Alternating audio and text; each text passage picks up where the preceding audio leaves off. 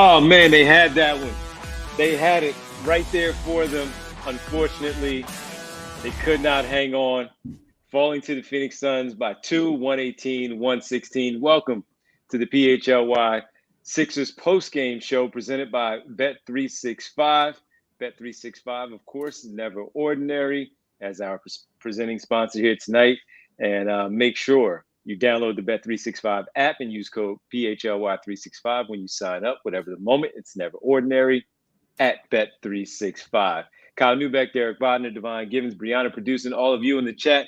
A crushing one tonight on the road in Phoenix, as we talked about this being a tough road trip for the Sixers out west, but giving themselves a chance. We'll see how things look with Paul George out there on the floor. And you can tell the difference right away, Kyle. You could see how good the 76ers look, how things you wanted to see him on the ball, initiating the offense. We got to see that very early. We saw Tyrese Maxey get hot in the second half. Guerschon Yabusele with his overall contribution in this game as well. But they had it there in the fourth quarter and closing the guts of the game, still leading, but a few mistakes in a bad spot, of course, can cost you a win. And that's exactly what happened tonight. Yeah, and I think we saw, on top of all those good things, the first question is, who's going to take the final shot? Everyone loves to obsess over it. And after playing, I would say individually a clunker of a game, and we give him grace for that, Paul George, right? But Paul George deciding to clear out for 15 seconds of the 20 seconds they have and settle for a shot that at best would have forced overtime is certainly a decision. I think, to me, is like, I will get to the positive later. I thought their offensive process was just horrendous down the stretch. And this is a game that they could have won, and I would argue they should have won if they properly reacted to the flow of the game, to what was happening around them. I think, and we'll get to Guerschon Yabusele, how well he played. Phoenix basically was just conceding threes to Yabusele down the stretch of that game and saying, we're going to load up on every pick and pop, every pick and roll. We will load up on the ball handler. We'll give Yabusele basically whatever he wants. And the Sixers never really adjusted to that. That part of it is a coaching issue. Certainly, once Paul George is running the clock down and it gets into that final possession mode, then you can nitpick with the stars a little bit and say, look, Paul's got to have some more game sense there. Tyrese is having a much better game. Basically, whenever he was getting the ball in the second half, good things are happening, whether that was a three of his own. He gets fouled at, what was that, the 46, 45-second mark after the ATO, where that's the first time they ran a design look to get the ball in his hands in quite a while. And I just thought it was a process failure. Like, I don't think they gave themselves the best chance to win. Now, it's easy to say that if Yabusele keeps making threes, we're all looking at it like, oh man, it's a career night for Yabu and they rode the hot hand and it's all well and good. But I do think at a certain point of that game, in the final few minutes, you have to make a concerted effort to not just get Tyrese the ball, but run some different actions that are not resulting in, hey, it's in Yabusele's hands. Because it's not a fair spot to put him in, even though he was playing really well. He played like 19 straight minutes to end that game. And you're effectively asking him to carry the team to the victory with how the offense was set up. So I did not like how that was handled. I did like how they looked for a lot of the game, but I thought it was a waste of a good performance from a lot of different guys to let it end that way. Yeah, and it's tough because Yabu was making, like, if the game would have ended 4 minutes earlier, he would have been like the player of the game and a star of the show and everything we'd be talking about. But there are a couple things. First of all, I do think Phoenix was leaving him open. I think that's correct to point out. Open to the point where, like, a lot of those threes that he made, he was pump faking on, he was second guessing on, and he had so much time he could still gather himself and get that shot up. But when you have a player who's still a little hesitant shooting from three, and I know he took 11 threes, but like I don't think he necessarily wants to per se. And he's also played 19 minutes straight and his legs are probably tired. And he's the kind of guy who just has barely 3-point range anyway. yeah, you don't want to be relying on that down the stretch quite as much as they were. They did go through, it seemed like a 3 or 4 minute period where like PG and Tyrese were not really getting shots up, and they were kind of, I'd love to call it free flowing. I would probably more call it disorganized. And then they obviously get to that last shot that I don't necessarily agree with the process with. So yeah, it was a tough loss in a game where I really thought they had it under control. After Yabu made that 3 and then he had that dunk and they were up like 6 or whatever it was, I thought they had that one pretty well in the bag. And that would have been a really, really great win for a team that desperately needed it. Overall, I think there's some good things to take from this game. And if they were, maybe 3-3 instead of 1-5, that would probably be the tenor of this show. But it is like you're getting to the point where you need to steal one. And, you don't know when Joe is going to come back, either from the injury or from the league investigation. And this is a real tough stretch. And that was a real tough one to lose. No, it really was because as you guys are talking about the Yabusele thing, what I had written down here in my notes was too much Yabusele here at the end. And it wasn't by any fault of his own. It was because, of course, they were just leaving him wide open and daring him to shoot at that point, no matter how many he made. It was the guts. So you don't want Maxey, who got it rolling. You don't want Paul George to make his second three-pointer of the night to be a dagger in the Phoenix Suns and end their evening. You're going to continue to let, this guy's going to have to beat us. And I thought there was one possession where the Sixers had a good defensive possession on the other end. They get down in transition. Paul George had the ball swing to him. And instead of just ball faking and making the defender commit to Yabusele, he pump faked as if he was going to shoot it and then bounced past it to Yabusele for a corner three-pointer. And at that point, as you guys said, he had played so many minutes consecutively. His legs are probably tired. He's running back and forth on defense as well, having to defend there. And he's going to have to take this corner three-pointer that, while he has been making them, Paul George is probably the one that you want to take that shot from the wing instead of giving it to Yabusele, even though it was his kind of night. You can still give him the game ball at the end of the evening, even though you're the one who makes the big shot there with, let's say, 20 plus seconds there to go in the game. Yabusele had to travel as well because they gave him the basketball, forcing him to make another decision by putting the ball on the floor. And they had too many of those possessions there down there towards the end that hurt them, ruining this good performance by so many guys who played a really good game tonight. And as you guys just pointed out, you have to steal a win somehow. And even when the Suns went up by, I think it was 2 points there when Kevin Durant hit that mid-range shot, I'm like, all right, they hard fought. This is going to be a tough loss. They're going to lose this one. There's no way they're going to take this lead again. But they did. And they had it. They had it right there in the palm of their hands if they wanted it. Unfortunately, to you guys' point, not enough Maxey down the stretch. Paul George giving the ball up and then trying to figure it out. And then I don't know what he was thinking on that pull-up jumper there with the game on the line for a two-pointer that he probably could have figured out a way to get a three-point shot off. But that's Devon, that's the problem, right? I thought he was going to go for the win. I thought he was just going to go for the win. If you want to run the clock down and say, look, you're on the road, you don't want to play overtime to start the road trip, especially it's PG's first game back. Like, those are the reasons you don't call a timeout in that scenario, right? When you are actively trying to and going to, in some cases, force up a three and say, we'll live or die on that, right? Like, if it's Paul George, if it's Tyrese Maxey, or even if they get doubled and you swing it to a guy who's taking an open three, that's what you live with. You don't live with a long mid-range contested jumper, and you don't live with it in the hands of the guy who was much worse than Maxey. I think if you go back and look, and I could probably send Bree a clip to pull up, if you look at Tyrese's body language the second he gets waved off by Paul, you could tell he was not happy with that scenario, and he's not happy the ball was not getting put in his hands. And he has every right to feel that way. He was the guy who was leading the offense. He was the guy who was on a heater. If anybody had the right to, wave people off and get that shot, it's Tyrese. And I want to circle back on something that Derek said. I don't say this to disagree with him, but he used the phrasing, you have to steal one at some point.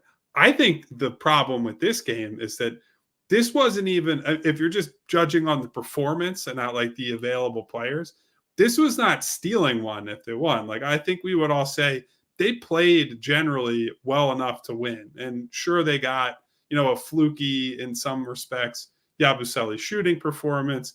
Kyle Lowry continues to shoot like unbelievably well from three, and there's some things going on there. But if you just look at like general offensive process, some of the things they're doing collectively, like this is a game you played well enough to win, yes, and you gave it away. And I think that's what makes it sting, right?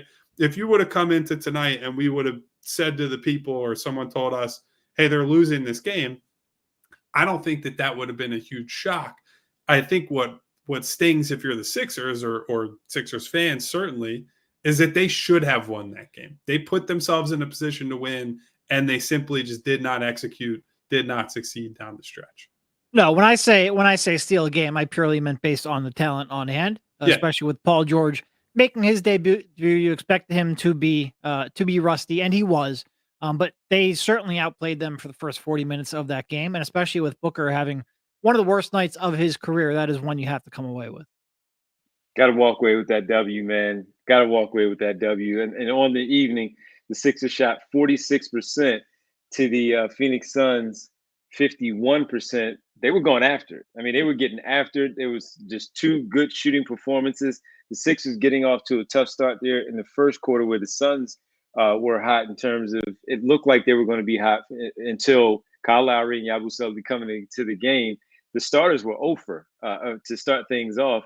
Yabusele and Kyle Lowry come into the game, and they go 4 for 5 in the first quarter with their time off the bench, to the Phoenix Suns 5 for 14 from deep, and a few of those off the bench from Royce O'Neal and Grayson Allen. But they had looked like they were going to have the hot hand there. And the Sixers then eventually caught up, ending the game 20 made threes on 51 attempts, 11 for 32 for the Phoenix Suns. So when we talk about a big discrepancy there, getting those shots Devon, off, Kyle and I are all about launching the threes. I love it. I was the sicko in the window, like, yes, let them go, let them go. Let them fly. They definitely let them fly tonight. So again, you do that. Just a couple of tough turnovers there at the end, and they were playing such decent enough defense where they created some opportunities, some turnovers there in the fourth quarter. Leaking out, Kelly Oubre with the quick 5. He got the steal the other way, get the dunk.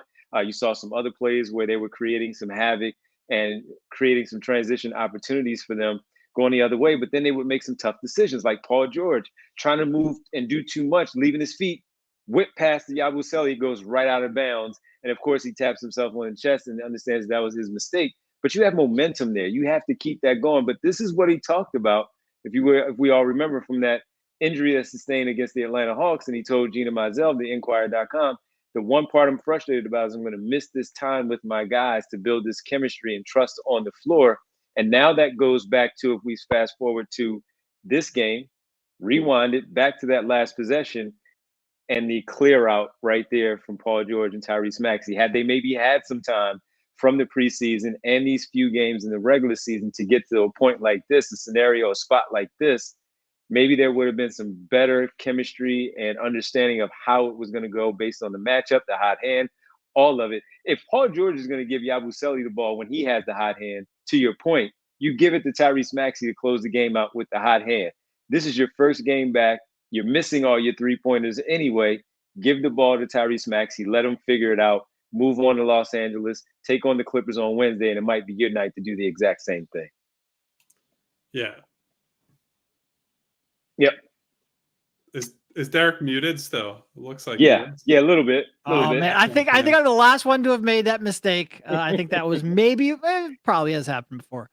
It really is a game where, like, and look, Paul's decision to go ISO there at the end when he didn't really have his outside shot, and for the most part he was letting the game come to him, was a little surprising. It is something where if they had just picked up like the Raptors game or the Detroit game, I'd be sitting here and going like, look, they looked like a functional offense for the first time all year. Yabu had a great game. All these things that I could point to. Tyrese is getting it going. There was a lot of good from this. The last couple of minutes down the stretch tainted that for sure. And the spot that they're in is concerning for sure. But you really could just see how much easier the game looked for Tyrese, how much easier the offense flowed just because of Paul's presence. And this was Paul not only without Embiid, but just like looking like he was completely out of sync, and he still opened everything up. And I'm sure in like the second half of the show we'll get into more of that. It was a wildly disappointing finish. They are in a tough spot because of where they're at, especially because you don't know when you're getting Joel Embiid back. But I certainly think there were some good that we can take from this.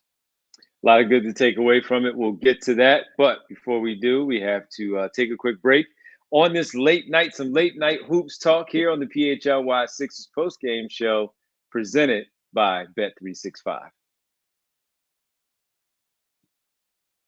And guess what, folks? Bet365. Right now, I need to tell you about it. Never ordinary. You know what? Now I got to call out Paul George because he messed up the parlay, everybody. We had him 2 threes and also 17.5 points over. Come on, Paul. We had it right Derek, there. you were onto something, fading gambling Givens. Come on. Bet365. He was 1 for 7 from the 3-point range, 4 for 14. All right, we'll give him a little break. It's his first game back. But that being said, we did hit on one of the other ones there where we had our guy, Caleb Martin, with 10 boards to lead the Sixers in rebounding. We went 4.5. He cleared that one very easily. We made that bet there on Bet365, again, our presenting sponsor here for this post-game show. And with the Bet365 early payout offer for basketball, you're a winner if your team goes up by 20 points. Not the case in this particular game, but there were so many games in the association tonight. I'm sure you would have had one. With an instant payout on straight bets and parlay selections marked as winners, download the app, use code PHLY365 when you sign up. You get 100% parlay boost in there as well. Double your winnings on parlays with Bet365, 100% parlay boost. You download the app, use code PHLY365 when you sign up. Have you all covered right there. Well, download the app, use code PHLY365 when you sign up. And I'll also get a $200 in bonus bets when you bet $5. Whatever the moment, it's never ordinary at Bet365. Must be 21 and physically located in Pennsylvania. If you or someone you know has a gambling problem and wants help, call or text 1-800-GAMBLER. Come on, Paul. And guys, once you win some money through our friends at Bet365, because they're giving you so many props, so many things to work on, head to Game Time so you can take that hard-earned money, buy some tickets at the right price, the best price that you're going to get. Game Time has a new feature called Game Time Picks. It's a curation tool that filters out the fluff to show you only incredible deals on tickets, so you don't have to waste time searching through thousands of tickets. It doesn't matter what type of event you want to go to. Maybe now you actually do want to see the Sixers play, right? They look a lot better now. Paul George returns. I know it's a heartbreaking loss, but they look like a functional basketball team again. I would dare say even an entertaining basketball team again, but maybe it's more comedy, theater, whatever it might be, music, a nice concert you want to go to with your significant other or just a friend of yours. Game Time can hook you up no matter what the event is. They show you the all-in price and right away, so you do not have to wait until the checkout screen to figure out how much it's going to cost you. And oh, by the way, they have their lowest price guarantee, so Game Time credits you 110% of the difference. You can find a better deal, but you can't. They always have the best deals, and you can see panoramic views from your seat before you show up. We took advantage of that in Vegas. I've gone to several other events and concerts in the time since we've been to the Sphere to see the Dead, and every time that panoramic seat view feature has helped me out quite a bit. So take the guesswork out of buying tickets with Game Time. Download the Game Time app, create an account, use code PHLY for $20 off your first purchase. Terms apply. Again, create an account and redeem code PHLY for $20 off. Download Game Time today. What time is it, Devon? It's real late. Game time. Ooh. Can I get a little bit more negativity out before we move on to any of the stuff that we like? Game time. You could make a coherent case that they lost the game because of Andre Drummond. He was terrible. Absolutely. That is one of, I mean, we've seen some bad fill-in performances for Joel Embiid. We've seen some bad 10 to 15 minute runs behind Joel Embiid. That ranks up there with almost any of them, which is crazy to say because he did only play 15 minutes. He shot 3 for 5 from the field. Those 2 misses felt like they missed by 15 feet on layups, which is hard to pull off. But he had what? I believe 5 turnovers tonight? Yes. And Yeah. 4 of them were the worst turnovers maybe in the history of basketball. Like 3 in, okay, 2 on their side of the half court where he made a insanely dumb outlet pass to Maxey where he put way too much heat on it. Maxey is like falling out of bounds. There was another one where they like got a rebound, and then I don't know if he thought he was just gonna like drop it into Tyrese's hands and turn that over. He had a bad pass turnover that thankfully he got back and stopped Bradley Beal on a run out. And then he had another one that I'm blanking on right now, but I know it was a brain melter. But on top of that, and he's been, his passing has been bad this year. On top of that, defensively, he was just no help. And there are a lot of people that I've seen already in chat who are like, why wasn't Drummond playing? Or Yabusele's not a 5. And like, I mostly agree with the assertion that if you could have put someone that was a functional center out there tonight that also happened to be 6'10" or taller, I would have preferred that than allowing offensive rebounds and easier layups and KD getting some cleaner looks than he should have from 15 feet and in.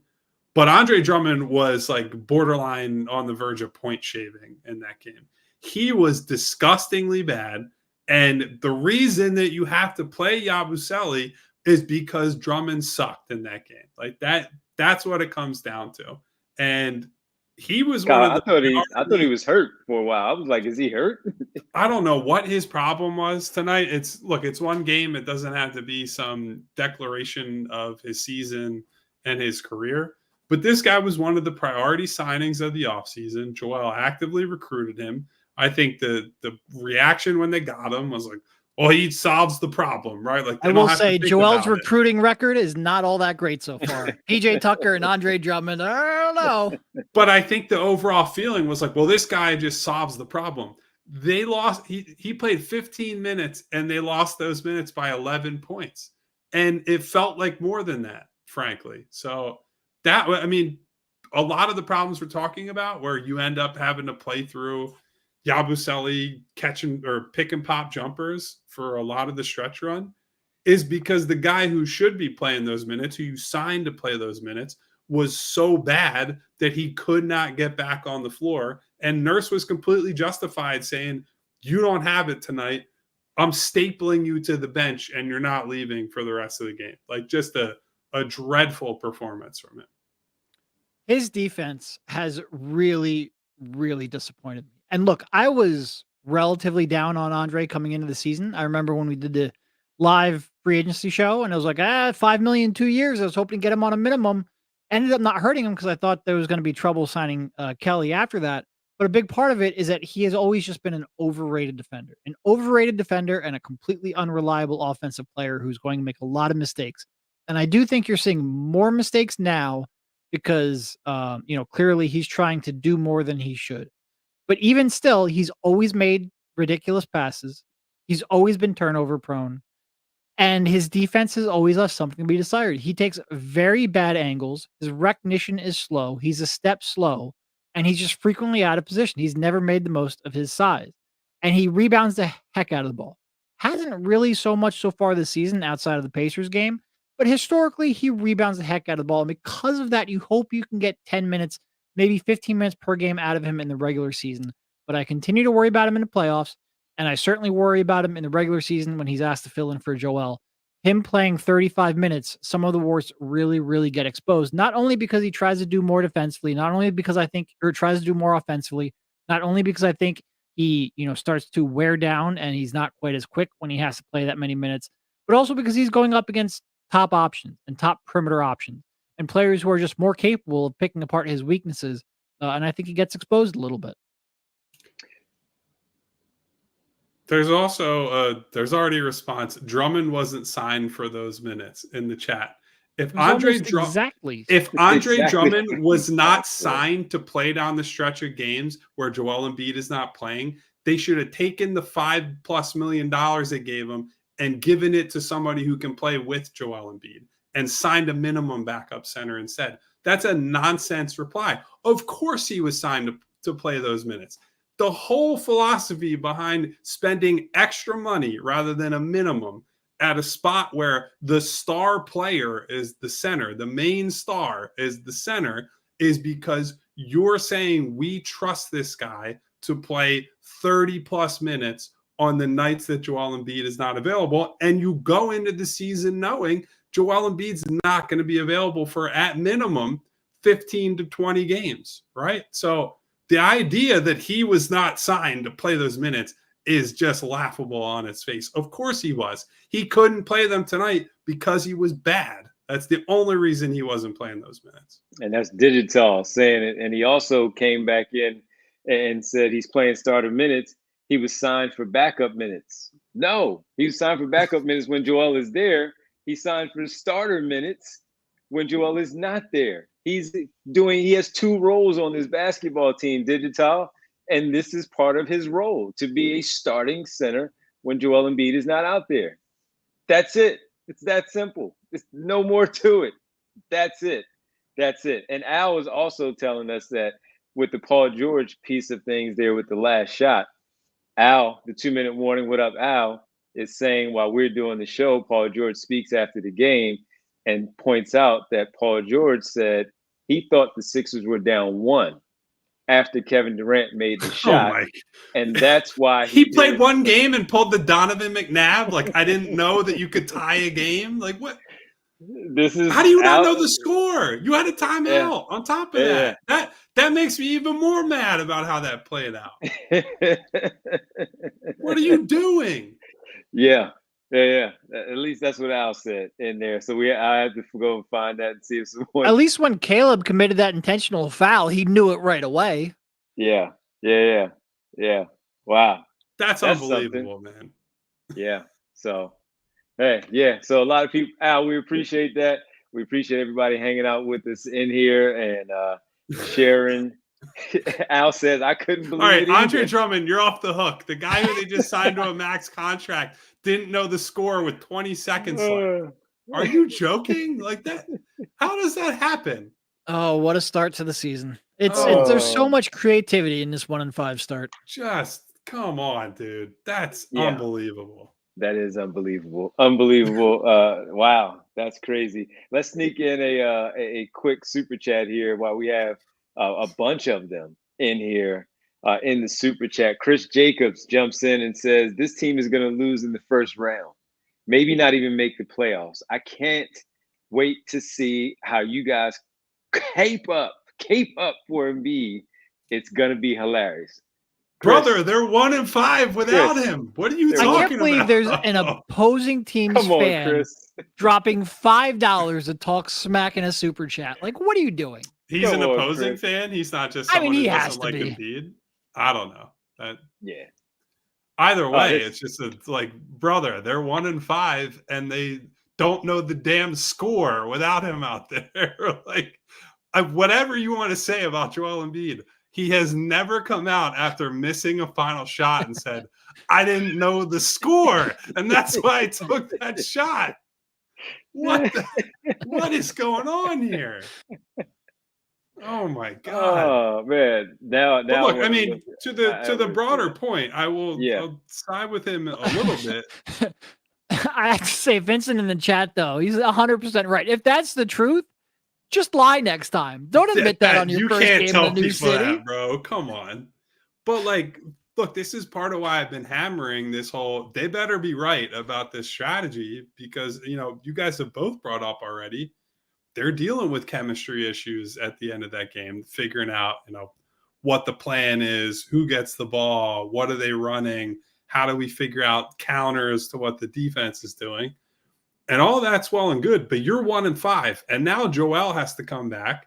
And, who knows what his actual health is, right? Like when he hits the floor, I'm sure they'll say knee's as good as it can be, blah, blah, blah. But he's not going to be at peak game condition. And then you have to win. You are not at a point now where you can just keep giving away games, right? There are only so many losses you can have early in the season before things really start to spiral. So they're putting a lot of pressure on the games that Joel plays. they're getting up to like, you better win like 80% of those suckers because it'll go. It's going poorly without him. Just lie to me, Paul. Just lie to me. I cannot believe. Like, I respect that he was honest. Hold on. So I'm looking at Danny Palmels. I'm looking at Danny Palmels from NBC Sports Philadelphia, and Danny says PG admitted he didn't know the score and went for the tie instead of the win because he thought they were down one. So down one, he thought they were after Kevin Durant's made shot. Down one.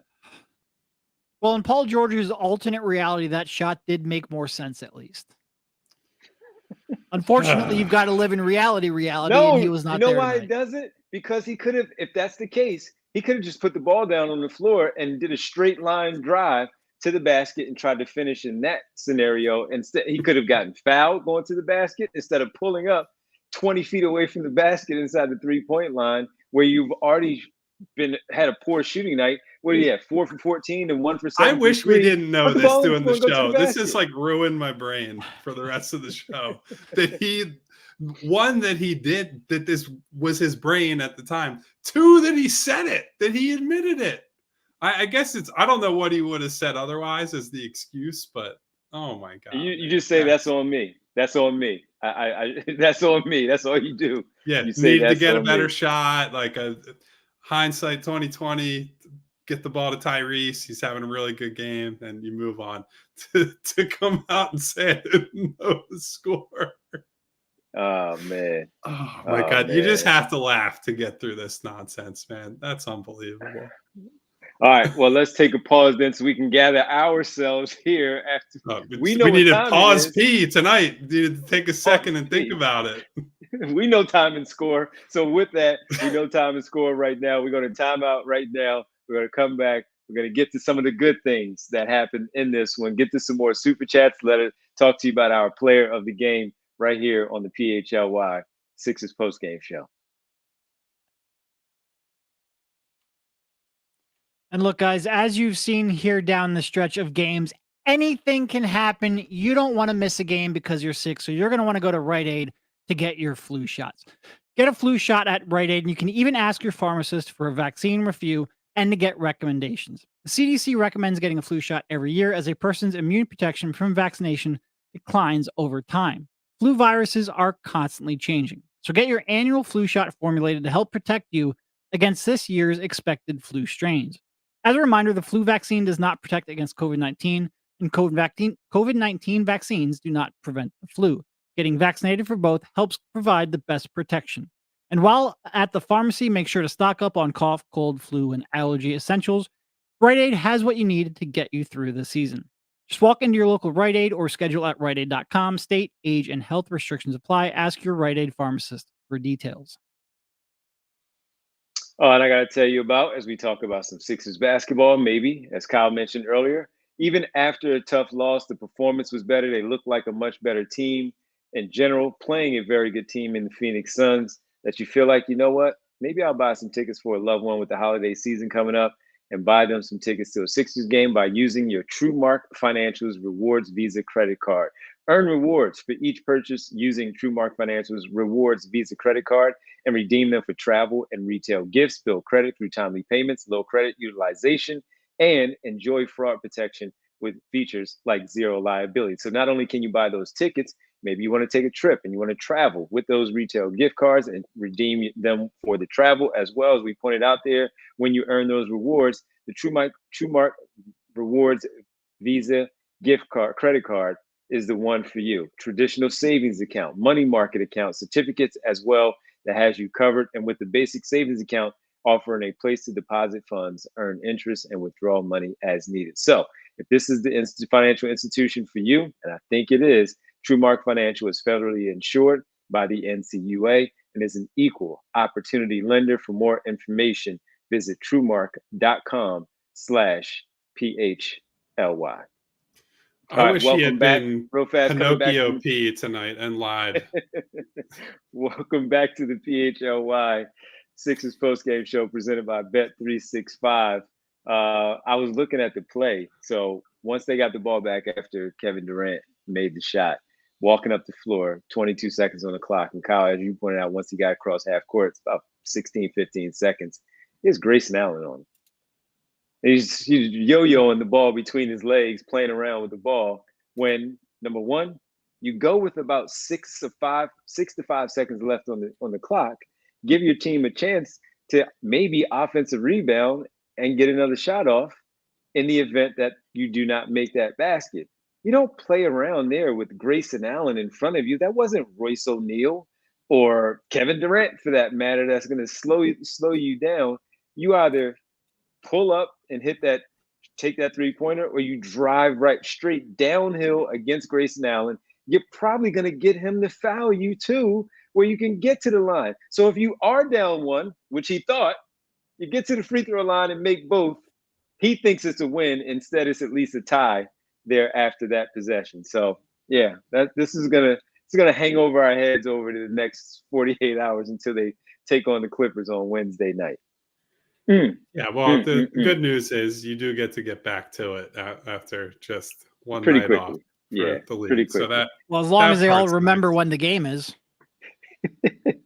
Come on, man. We haven't had that issue yet. Anyway, I I would like to transition into more of the positive stuff, and I will even throw Paul in there, right? Like I do think, and you mentioned it right up top, Devon, that was an NBA offense tonight, and they have not been an NBA offense for the other 5 games this season. I guess half of the Indiana game, but that looked like a real basketball team, and so much of it just came from having Paul George, who can dribble, and having Paul George be a consistent three-point threat that the Suns did not want to leave alone, right? Where you saw some pick and rolls and pick and pops that Maxey ran in both halves of this game, where he turns the corner.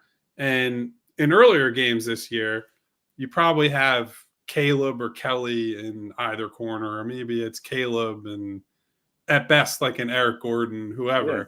And in many cases, the defense is just loading up at the rim, right? Like he's running into not just Brook Lopez, but Brook Lopez and Giannis. He's running into not just Jakob Poeltl, but it's Jakob Poeltl and a second or sometimes 3 defenders at the rim. And there were a lot more opportunities tonight where Maxey turns the corner, screener hits his guy, and it's just him and the big man, right? And so he's just got to make the big man commit one way or another. He did a really good job of using his in-between game tonight, hit some mid-range jumpers, hit some floaters. And then once he put the pressure on as a driver, I thought you really saw Maxey take that leap, take that step as a three-point shooter, hit a bunch of step backs in the second half. And not all of that, certainly, but some of that was that Paul George gave him the platform early to get some easy stuff where you don't have to fight so hard and work so hard for every single shot and every single make that you get. And he builds the confidence, he builds the early rhythm, and that allows him in the second half to just throw haymaker after haymaker. So I think the first person you see impacted by Paul's return, unsurprisingly, is the most talented teammate that he had on the floor with him. So I thought that was probably the best example I saw of this is the Paul effect of him coming back, is that Tyrese just has the world opened up for him to some degree. And then once he had it going, that was mostly him in the second half, because a lot of those threes he made, Paul was on the bench for. So yeah, hat off to Tyrese tonight for his performance, and certainly an acknowledgement for Paul for the part he played in making that happen. Yeah, no, I mentioned before the game some of the numbers, specifically with Kelly and Caleb on drives to the rim, and just having another floor spacer will help so much. That's certainly the case with Tyrese as well. But there's even like Paul just coming off of a screen and getting an easy shot at a 3. The Sixers just don't have very many ways to generate threes consistently, and him just being so much taller and being able to come off of a screen and just rise up and put pressure on defense like that, it was nice to see. And on that play, he came off that pick and roll, got the 3 up. I think Yabu kicked it out got the offensive rebound, kicked it out to Tyrese, bang, catch and shoot 3. They had 2 easy quality looks generated from threes, whereas the first 5 games, that was, they were laboring to get any decent look for Tyrese.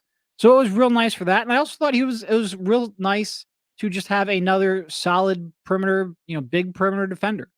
He had some real nice contests as a weak side help defender that forced a couple of kickouts. He might end up being their second or third best rim protector, which shouldn't be the case when you're signing a 34-year-old, small forward. But this is a team that doesn't have a ton of rim protection. But just having another capable, size defender to throw in there was real nice as well. Yeah, he looked good. Yabusele, again, when the Sixers were struggling with their starters in the first quarter, and he and Kyle Lowry come into the game and knock down their 3-pointers, you saw the energy that was inserted into the game with those two. You saw the effort, of course, on the offensive glass with those two, and just making all the right decisions right there in that first quarter. And then the second quarter, it carried over, and the shooting continued to play well, and he was just doing all the right things. Yabusele was out there. You can see also with him that, and we talked about this the other day last week, when we get a chance to see him on the floor with Embiid, where he's playing that 4 spot, and it may not be necessarily the 3-point shots always going up, but just having that big body next to Embiid, but he can move a little bit. He's agile. He can do certain things with the basketball and playing under control, not getting too out of control and playing too many minutes where it's so noticeable that he hurts them in a certain situation. He's going to be a nice player. And it's funny because now I think back to everything in the offseason where people were talking about, hey, what happened to the 4 spot? Should he be starting? Now, I'm not going to go that far. It's just more of the guy's going to be in the rotation now. And that's what it looks like. He's just simply not talking about the backup 5 spot. Nick Nurse is going to have to find a way to get him on the floor, even when Embiid comes back and Drummond is the natural backup 5. How is he going to fit Yabusele into the mix in general? Because he's just been playing so well in his first 6 games here with the team, with everything that he's doing. So a really nice night. The shooting, I know you guys have been wanting to see it. He gets up 11 threes on the night.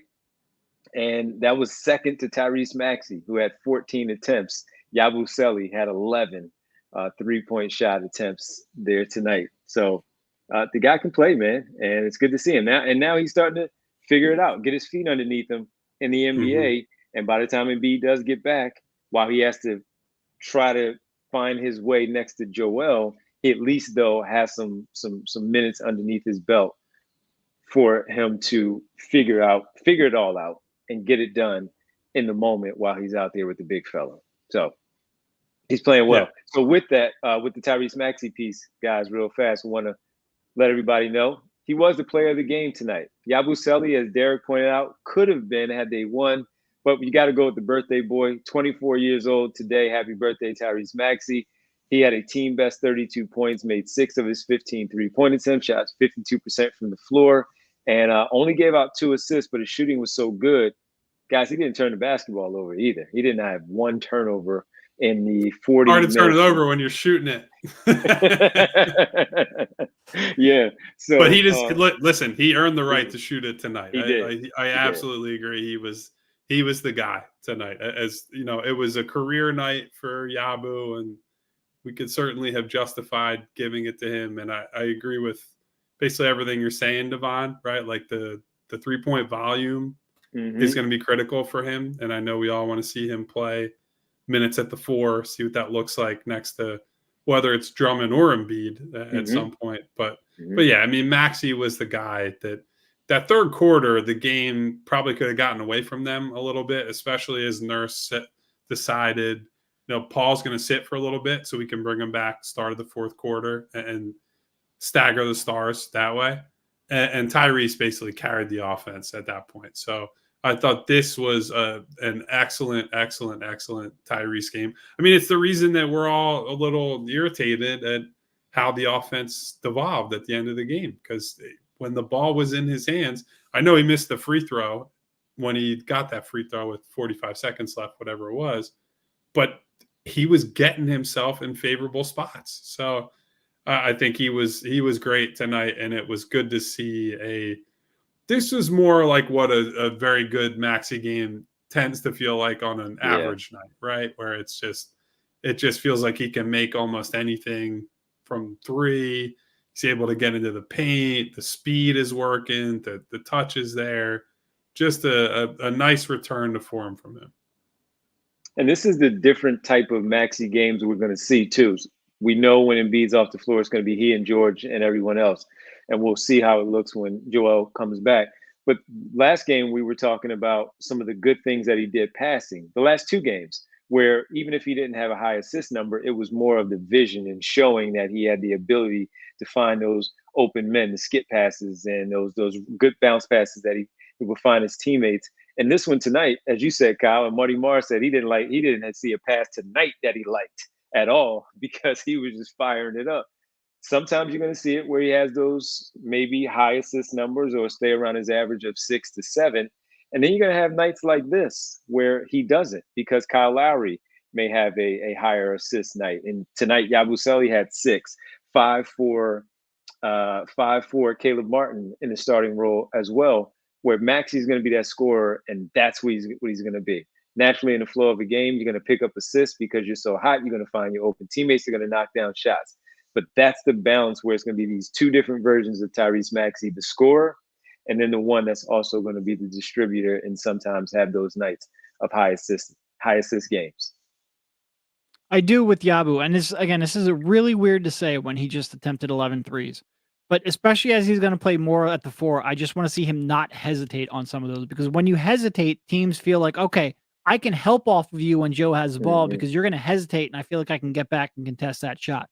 I just want to see, especially now that the shot's going in. If the shot's going in, increase, and it's not a skill level, increase your confidence level, become more comfortable just letting it fly. Don't have those jab steps or hesitations or pass fakes.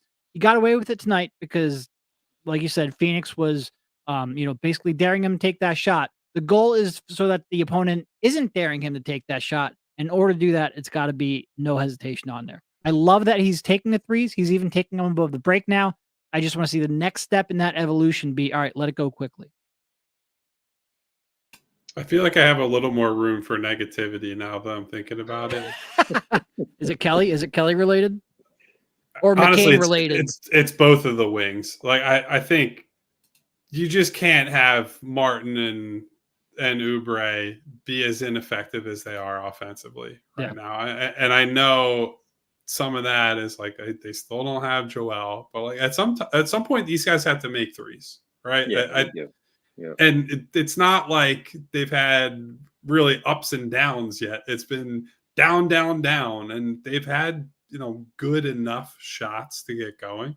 And this was one of the concerns with these two coming into the year, I think. And we've talked about it with members of our Discord and amongst ourselves a little bit. To my eye, Caleb's shot looks hitchier more consistently than in the past when I've watched him. I think it was notable that the one make he had early in the second half tonight, and that was the only make he had, right? Yeah, he was 1 for 3. That was the cleanest shot that I can remember him taking all season, and he nailed it. And look, I know he's not just going to wake up tomorrow and like every shot is going to be a confident, hitchless shot. But that really is the key for him, is he has to step into these shots he's going to get confidently. Different version of the Yabusele problem, where Yabusele's got slow mechanics. Caleb's mechanics are just kind of jacked up, and when it works, it works. They seem inconsistent too, which is almost more concerning. And that's Devon, you talk about this all the time, and I agree with it, where you don't necessarily care about the mechanics if it works for you, right? Where if you have a set thing that you do every time, a routine, you have a base, you have a release, all the components of a jump shot, and it looks funny to other people, it doesn't really matter if you can make it go in.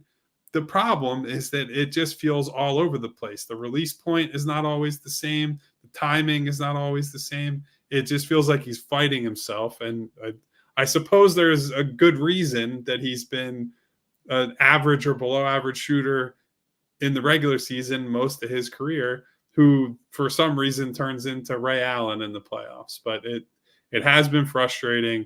And then Kelly is a completely different type of frustrating, where he puts up shots that he has no business taking, where it's 18 seconds on the shot clock and he's tightly defended and he's taking a contested 3 or a ridiculous runner over 3 defenders. He ended up having a nice stretch at the start of the fourth quarter tonight, and that was that redeemed his night a little bit. But yeah, I mean, between those two, just a lot of disgusting offense right now. Yeah. And there was a question here from Vincent Salamatino on how did McCain only get 3 minutes? Because he played some of the worst defense possible in those 3 minutes. Yeah. He was absolutely terrible, losing guys for baseline cuts, completely lost off ball. He was bad defensively. And the quickest way you can get out of a rotation as a young player is to be bad defensively. Yep, absolutely. All right, let's get to some of these super chats because we have a ton of them in here. We want to mix them in. Marty Bones, what up, Bones? How is it possible that Marcus Hayes was allowed into the Sixers locker room soon after writing something that clearly aggravated Joel so much? Bones, we appreciate the super chat. I mean, it is standard operating procedure that when you criticize a player or a coach or a GM, that you show up at the next availability and you give them a chance to address you. Usually the criticism doesn't involve relatives and dead brothers, and usually it doesn't escalate to pushing or whatever ended up happening. But it is pretty standard that when you are critical like that, like Marcus was, you show up and they allow you and they give the chance to, I don't want to say hash it out because very rarely you're going to come away agreeing with each other, but at least especially on voice this your displeasure. one, Yeah. I will say this was a unique one, so I understand but you can't like Marcus Hayes has a press pass. Marcus Hayes writes for the biggest paper and the biggest outlet in the city. It would be a huge scandal if he just wasn't allowed near the team. Yeah, you just don't expect it to escalate like that. It would have been worse for Marcus to no show as a professional. Like that's not the type of thing. Just think it like take the Sixers and basketball and all this stuff out of it. Think about if someone said something about a relative that you'd lost about you, not to you, but in a way that made it back to you.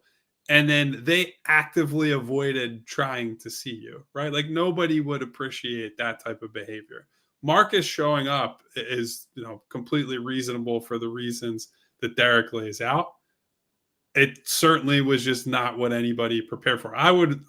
My estimation is that the Sixers wanted those two to probably see each other face to face and, maybe have some type of sit down and talk and hash it out. Maybe it could have been done over the phone, whatever it is, because they're not, let's be clear, they're not going to ban Marcus Hayes for what he wrote.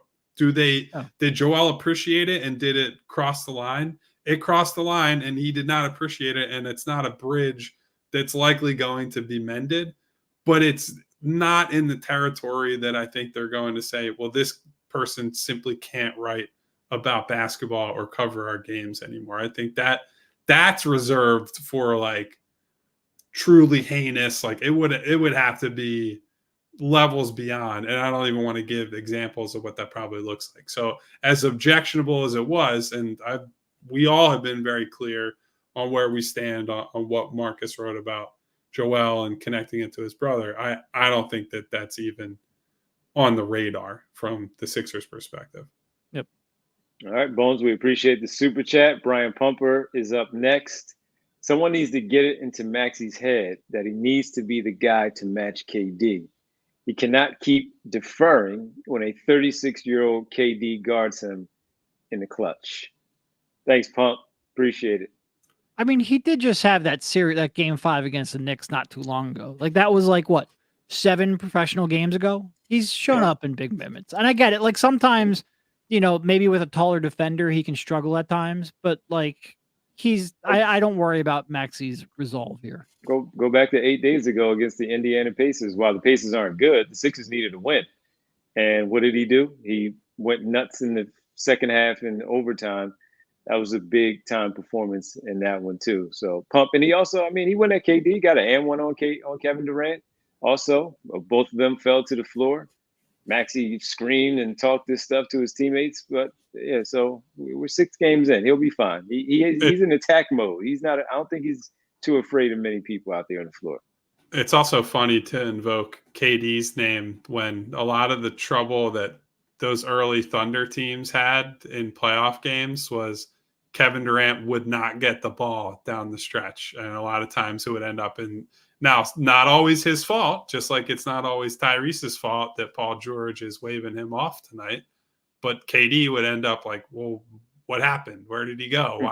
Why is Kevin Durant not getting the ball in crunch time? Like, that was a common storyline with those young Thunder teams back in the day. So it's one of those things that tends to happen from time to time. No doubt about it. Davon, a.k.a. Schoolboy Beats. Why couldn't we get a J Huff or Ariel Huckporty? The New York Knicks converted his two-way deal to a standard NBA deal.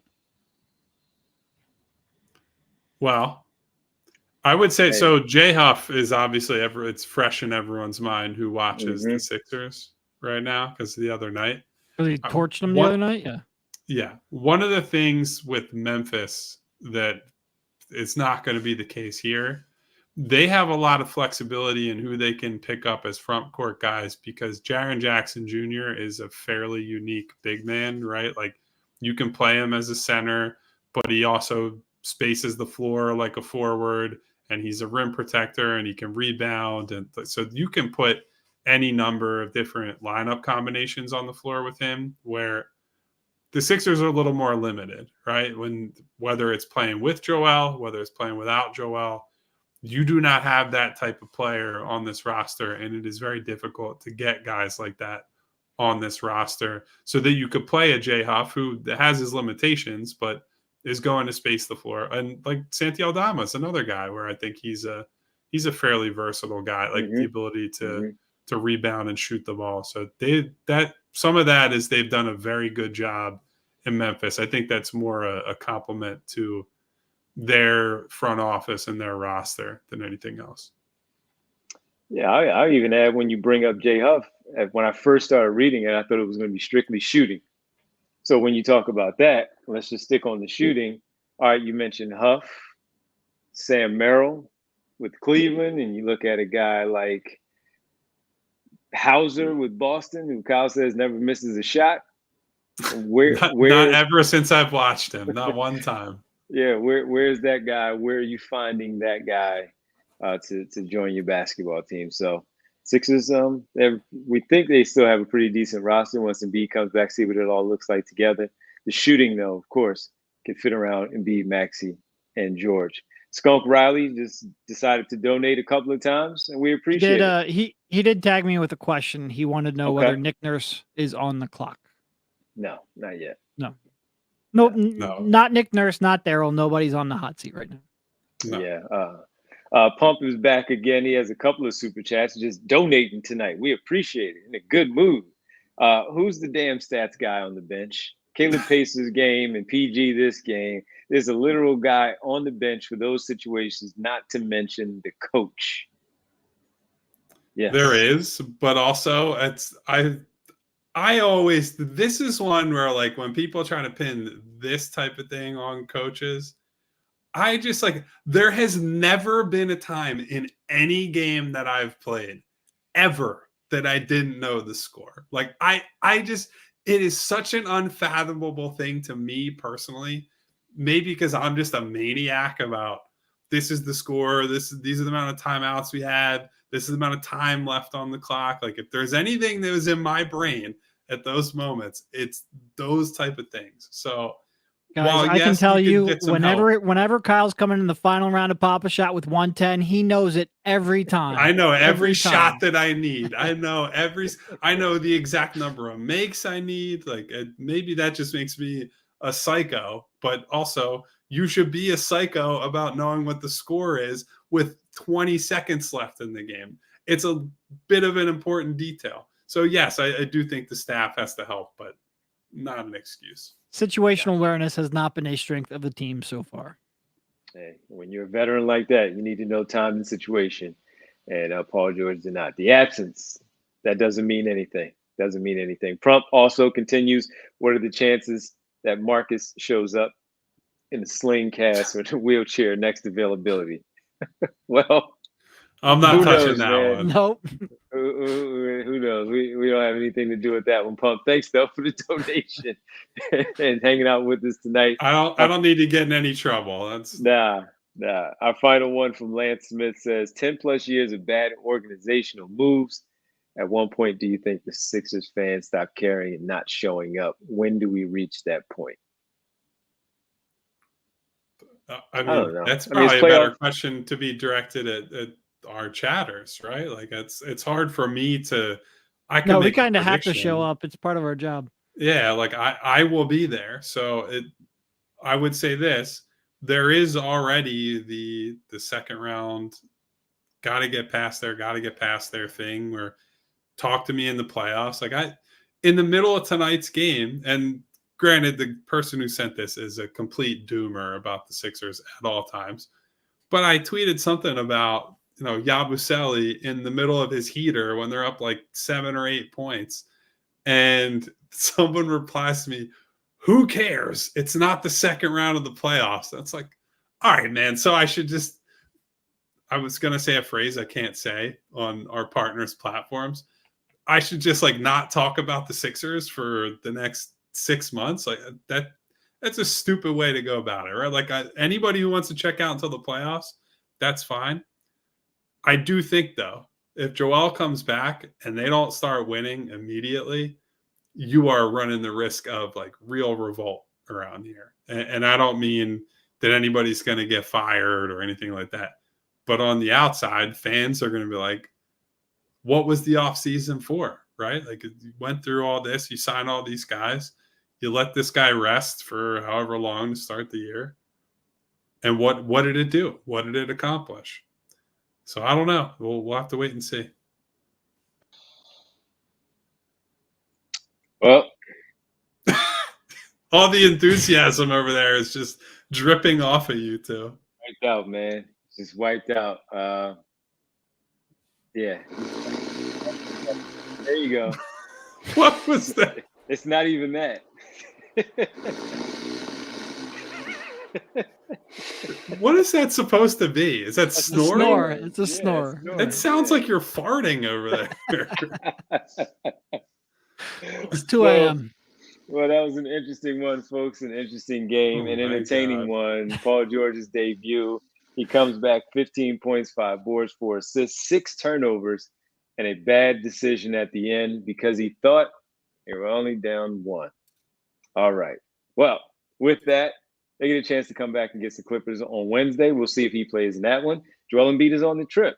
We'll see if he eventually suits up for the basketball team, or maybe we'll find more information about if and when the investigation is done, if he's has to sit out because they told him to, and that's the NBA. We appreciate everybody for hanging out with us. We'll be back tomorrow at 3 p.m. for our normal showtime. And tonight, 3 p.m. That's like what? Just enough time to sleep and wake up? 13 hours.